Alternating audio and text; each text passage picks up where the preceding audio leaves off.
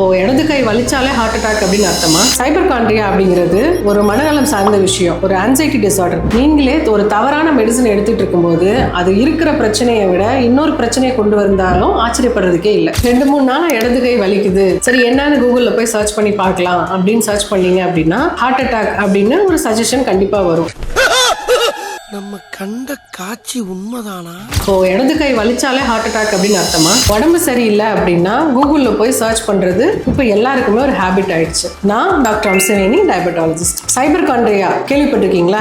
ஹைபர்காண்ட்ரியா அப்படிங்கிறது ஒரு மனநலம் சார்ந்த விஷயம், ஒரு ஆன்சைட்டி டிசார்டர். எனக்கு அது இருக்குமோ இது இருக்குமோ அப்படின்ற ஒரு ஃபியர்ல போய் நீங்க கூகுள்ல சர்ச் பண்றதுக்கு பேரு தான் ஹைபர்காண்ட்ரியா. நம்மள நிறைய பேர் இப்படிதான் இருக்கிறாங்க. ஒரு 2-3 நாள் தலை சுத்துது, தலை வலிக்குது, வாமிட்டிங் இருக்குது, இல்ல ஒரு நெஞ்செரிச்சல் இருக்குது அப்படின்னா அதை உடனே போய் சாட் ஜிபிடிலயோ இல்ல ஒரு கூகுள்லயோ தான் போய் கேட்குறீங்க. இது ஒரு நல்ல சொல்யூஷன் தரலைனாலும் பரவாயில்லை, ஆனா பிரச்சனைகளை கண்டிப்பா உண்டு பண்ணுன்னு தான் சொல்லலாம். கூகுள், சாட் ஜிபிடி இதெல்லாமே ரெஃபரன்ஸ் பேஸ்டா தான் ஒர்க் பண்ணுது. இது ஒரு நல்ல எக்ஸலன்ட் டூல். இதை நம்ம கரெக்டான இடத்துக்கு யூஸ் பண்ணாம நம்மளோட தேவைக்கு ஏற்ற மாதிரி அதை ரொம்ப தப்பான இடத்துல தான் யூஸ் பண்ணிட்டு இருக்கோம். செல்ஃப் மெடிகேஷன், சின்ன சிம்டம்ஸ்க்கா இருக்கட்டும், அந்த ட்ரீட்மெண்ட்டை நம்ம எடுத்துக்க ஆரம்பிக்கிறோம். ஃபார் எக்ஸாம்பிள் இப்போ தலைவலிக்கே ஆஸ்பிரின் போடுங்க அப்படின்லாம் நிறைய பேர் சொல்றாங்க. ஒரு சின்ன இச்சிங் வந்தாலே ஸ்டீராய்ட்ஸ்னே தெரியாம ஸ்டீராய்ட்ஸ் வாங்கி போட்ட பேஷண்ட்ஸ்லாம் நிறைய பேர் நான் பார்த்திருக்கேன். சரியான காரணம் தெரியாம நீங்களே ஒரு தவறான மெடிசன் எடுத்துட்டு இருக்கும்போது அது இருக்கிற பிரச்சனையை விட இன்னொரு பிரச்சனையை கொண்டு வந்தாலும் ஆச்சரியப்படுறதுக்கே இல்லை. இன்னைக்கு நிறைய காம்ப்ளிகேஷன் வர ரீசன் என்ன அப்படின்னு பாத்தீங்கன்னா, சரியாயிடும் நினைச்சிட்டு ஒரு தப்பான மெடிசன்ஸை சாப்பிட்டுட்டு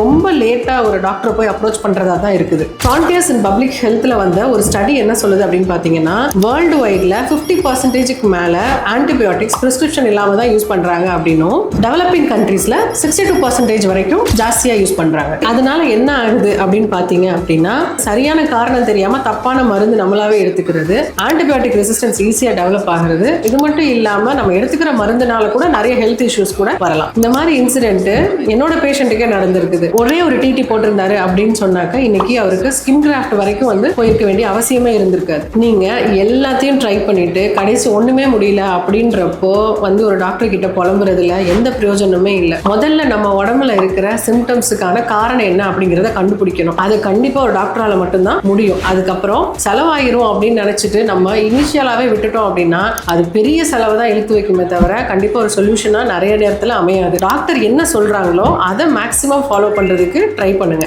இன்டர்நெட் பார்த்து பயந்து ட்ரீட்மெண்ட் எடுத்துட்டு இருந்தீங்க அப்படின்னா ஹாஸ்பிட்டல் பில்லை பார்த்து பெருசா பயப்பட வேண்டியிருக்கும்.